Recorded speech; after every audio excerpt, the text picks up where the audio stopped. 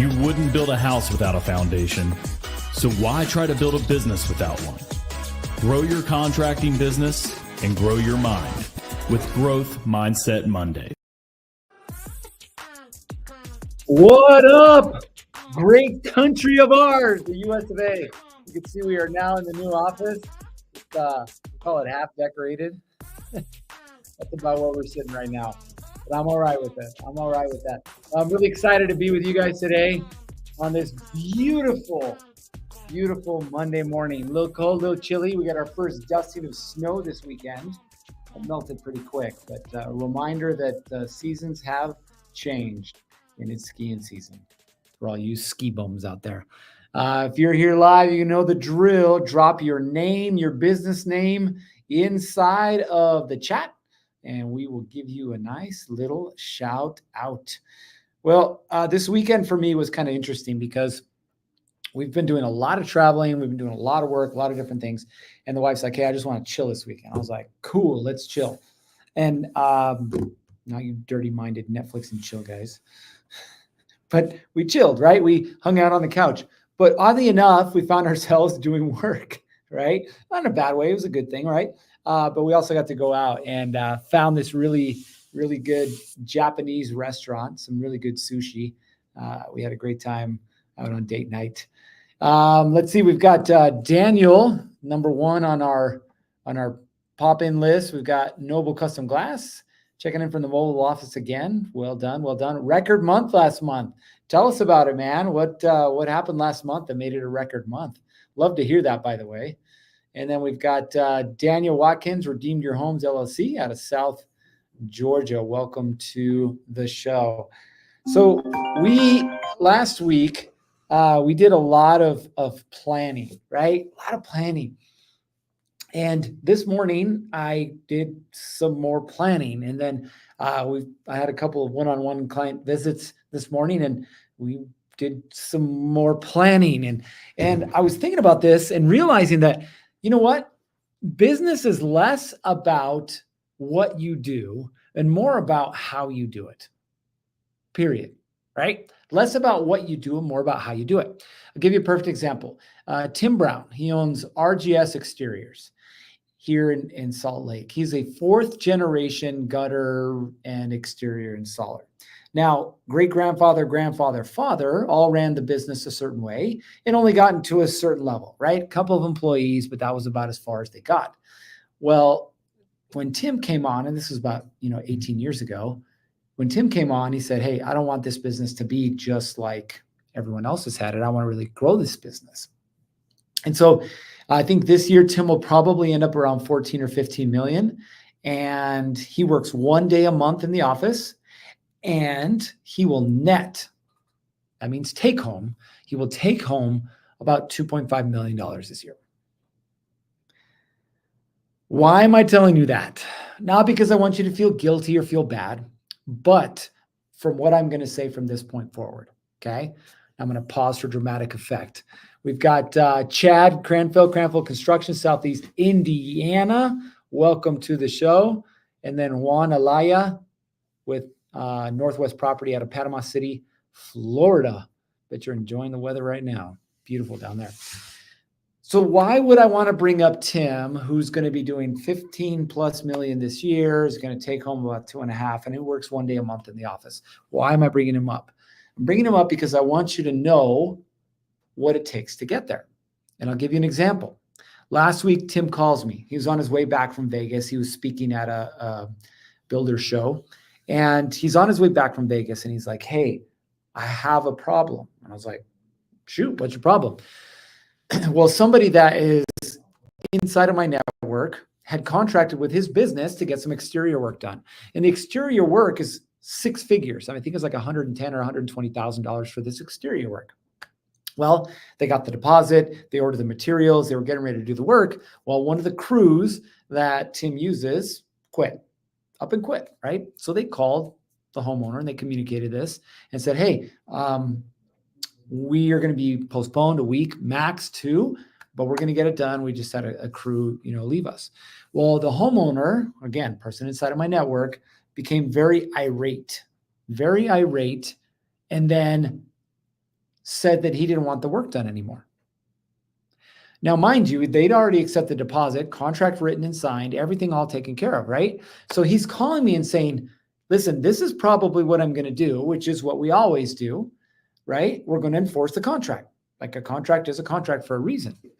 I don't want it to come between us. And I was like, hey, Tim, this is your business. Run your business the way you need to run your business, right? Don't put what we have, right? A friendship inside or in between of business. Business is always business. That's why you have contracts, by the way. It gives you something to fall back on.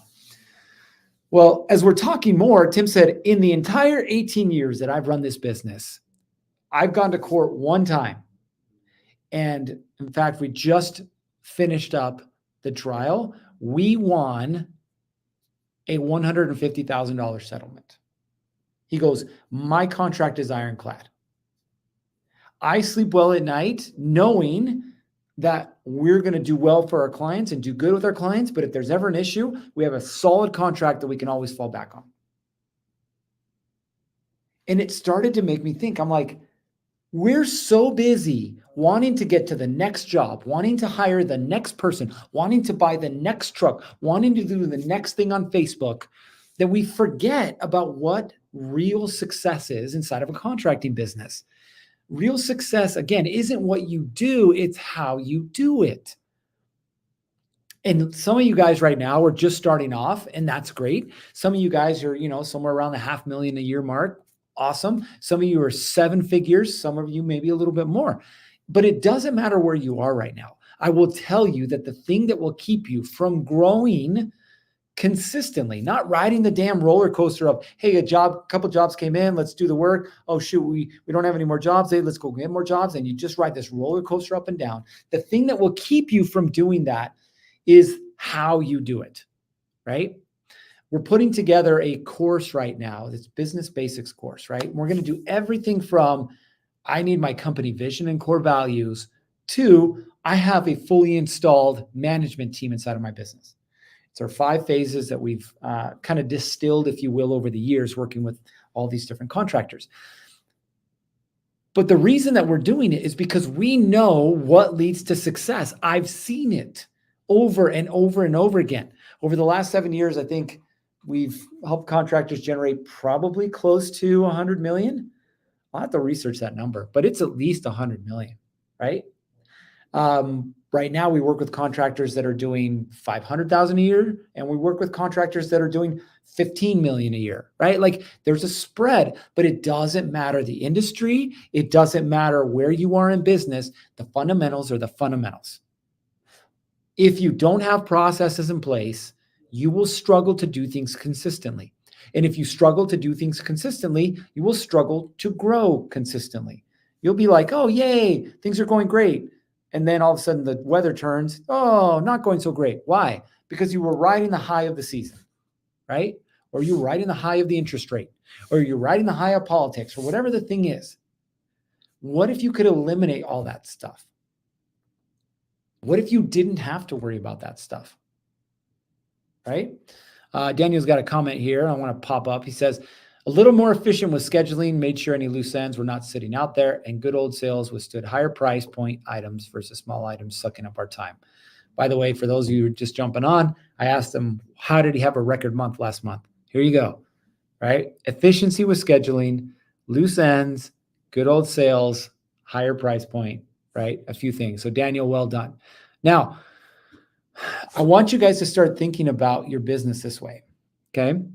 This weekend, I spent probably 2.5 hours doing nothing but scheduling, nothing but figuring out what the next step was, nothing but how to figure out how to do the same thing over and over again, right? Like it just keeps happening, and it happens that way for a reason. It happens because we let it happen that way, right? So you're either going to let it happen a way that is going to benefit you, or you're going to let it happen a way that's going to hurt you. I'll give you an example here. See if we can pop this thing up here. So this next week, we've got, we have, let me see here. We have a builder panel, okay? And when I say we have a builder panel, what I'm talking about is we're going to have a workshop where we're going to bring in builders, right? And these builders are going to be sharing. Here we go. Pull it in here so you can see this. These builders are going to be sharing what it is that they need to do, or excuse me, what trade business owners need to do to win more jobs. Now, how many of you guys either work with builders or want to work with builders? Wouldn't you like to know how that looks, right?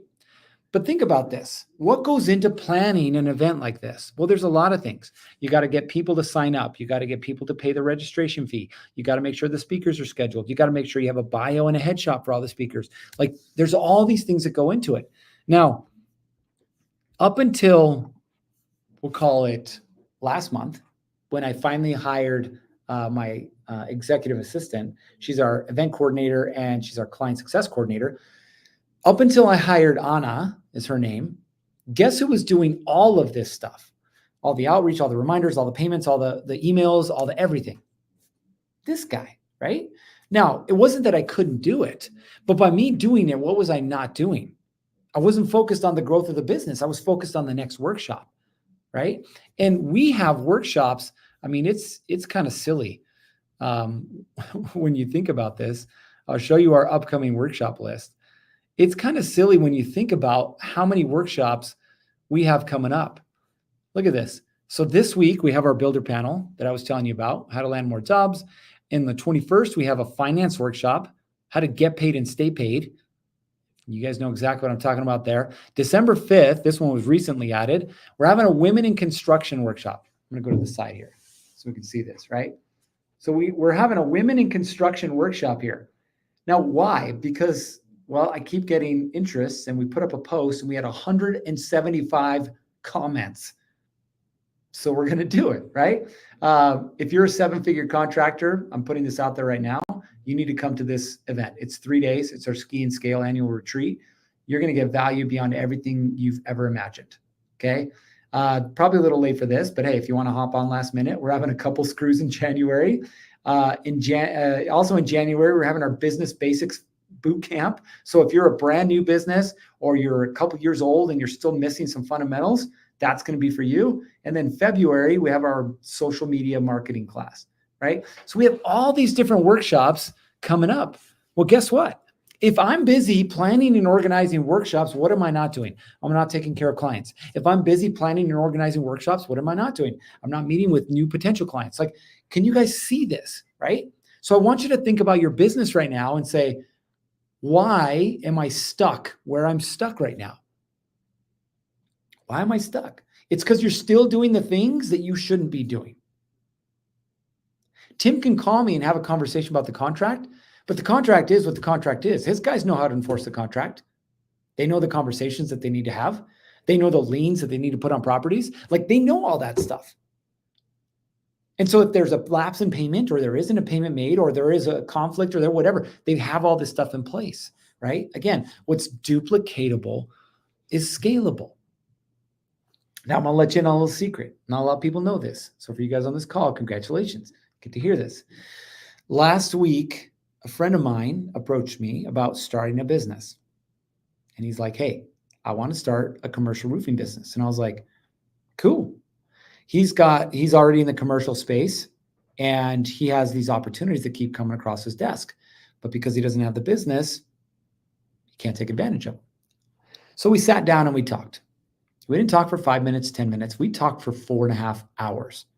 And what we talked about is, if we're going to do this, how do we set up the business so that it doesn't depend on us in our involvement every single day? See, because the cool part about this business is I don't need to pull money out of it right away, right? I don't need it to start generating income for me right away.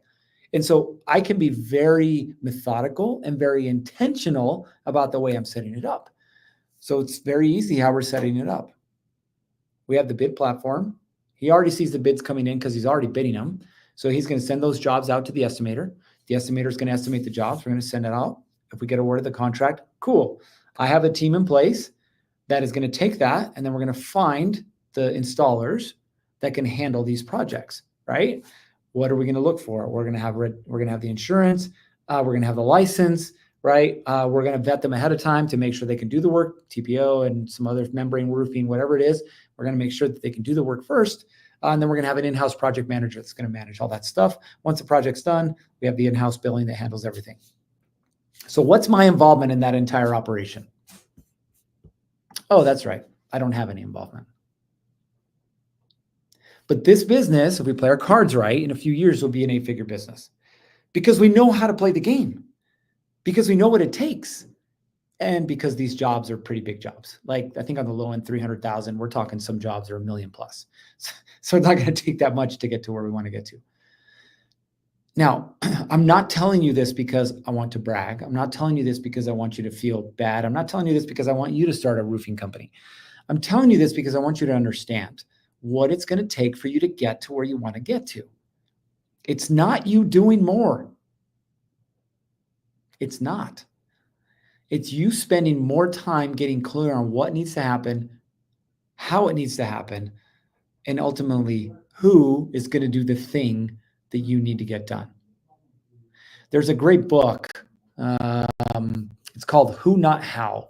See if I can find it and we'll pull it up here. There's a book called Who Not How. I recommend reading it because what you need to understand, right? And this is actually more of a challenge than anything. What you need to understand is where you're at right now in your business. If you're making enough money to survive, you have a comfortable living. Maybe it's not all the money you want to make, but it's enough to give you that comfortable living. You need to start looking at growth through the lens of offloading tasks instead of bringing on more. What do I mean?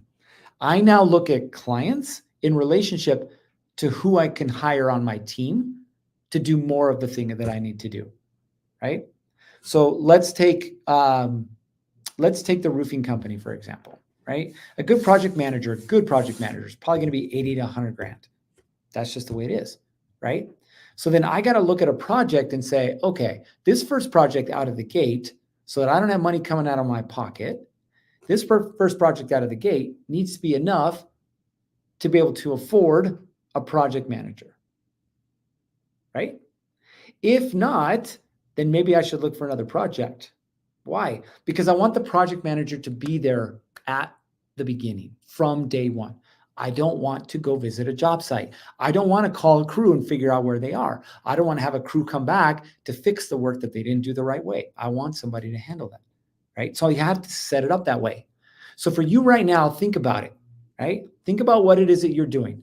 Whether you're doing construction, you're doing redesigning homes, custom glass, property management, whatever the thing is, what do you find yourself going back to do that you shouldn't be doing anymore?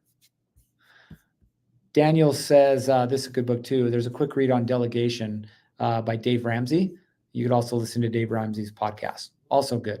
Thank you for that. You're right. There's a lot of books on delegations, Who Not How, delegation. There's a bunch of them you can find. But here's the concept of delegation. The concept of delegation is not just to remove a task off your plate. It's to remove a task off your plate so that it can be done by someone better than you can do it. Better than you can do it, right? Funny, I used to think that I was the only one that could write emails. And so every week I would write an email. Bah, bah, bah, bah, bah. This is who we are. This is what we do. Hey, check out this cool thing. Blah, blah, blah, blah, blah. Well, thanks for technology, right? Now I have my assistant that can write emails the way that I enjoy writing emails. And she can put it up. And I don't have to write the email anymore. Kind of cool, right? But that was one of those things that on the weekend would take my mental energy and time out because I'm like, man, it's a weekend. I got to get this email written. And so I'd either do it early in the morning or I do it when I come back from the gym or I try to squeeze it in the afternoon when I'm trying to do stuff with the family, right? It's a thing that needed to get done, but it wasn't a thing that I needed to get done. So I want you guys to think about right now what it is that you're doing that needs to get done, but doesn't need to get done by you. What is that thing? Or what are those things? I talked about planning this morning with the entire team. We talked about video and content production. My video editor, Paul, I've been working with him for years now. He's like, hey, I have some ideas around this. Instead of just hitting record and recording this information, how about we use this framework when you're doing your videos? And I was like, genius, send me the framework. We'll start using it. I'm talking to Chelsea, right, who's my admin assistant, and she runs all my social media. Well, guess what? She's like, hey, look, I know you want to post in these different groups and you want to do these different things. How about we do this and we do it this way? That'll make it easier. I'm like, genius. Talking to Anna, who's my event coordinator, right, and my client success manager. She's like, hey, listen, I know you've been doing this thing, these things this way with your clients, but I think we could do it this way and it'll be more beneficial for them. I'm like, let's do it. Right? I'm surrounding myself with a team that can do the things that need to get done better than I can do them. And that's my challenge to you guys. It's Monday. Great. November. Yay. Thanksgiving. I don't care how you feel about it. It is what it is, right? Christmas. Awesome. But what if you could hit the ground running January 1? Where you're not stuck doing all the things anymore. It's 2024. You can hire somebody remotely. You can hire somebody virtually in another country. You can hire somebody part-time. Like you can hire somebody to help you do the thing you need to do. Google My Business. Thank you, Google. When I updated my location a month ago, they suspended my account. Try as I could, couldn't get it back. So then I went to Fiverr. If you guys don't know Fiverr, Fiverr, you can find some freelancers. And I found a guy who said, hey, I can help you get your account back up and running. And I was like, cool. So he looked at my account and said, nope, can't get it up and running. But what he did say is, hey, I can get you a new account. Same location, new account, up and running. And I was like, beautiful, let's do it. I offloaded a task that was taking my mental energy and time, frustrated me completely. This morning, I get an email. Congratulations, your profile's live. Now, I almost screwed it up because I didn't read his follow-up message, which was, don't get any reviews for 2 weeks or you're going to get suspended again. And I sent a message out. I did get one, but then I deleted the message. So hopefully I won't get any more. But again, a task that needed to get done, but I didn't need to do it. That's the challenge. Find somebody to do the thing that you're doing right now that you don't need to be doing. It needs to get done, but you don't need to be the one doing it. That's how you're going to grow a business that means something, that can run without you. All right. Well, we're going to have some stuff coming up for you guys here in the next few weeks. You're going to be getting some emails from us. We got some programs, opportunities for you. If you want to join inside of our network, feel free to drop me a message. And we would love to have you guys join our network. Some of our trainings, we're going to have an online group or community in partnership with Contractor Plus that you'll be able to join. Again, get some more education on demand, but also get the things that you need to help grow your contracting business. All right. You guys know what time it is, though. Time to take this information and do something with it. It's time to get after it. 3, 2, 1. Off you go.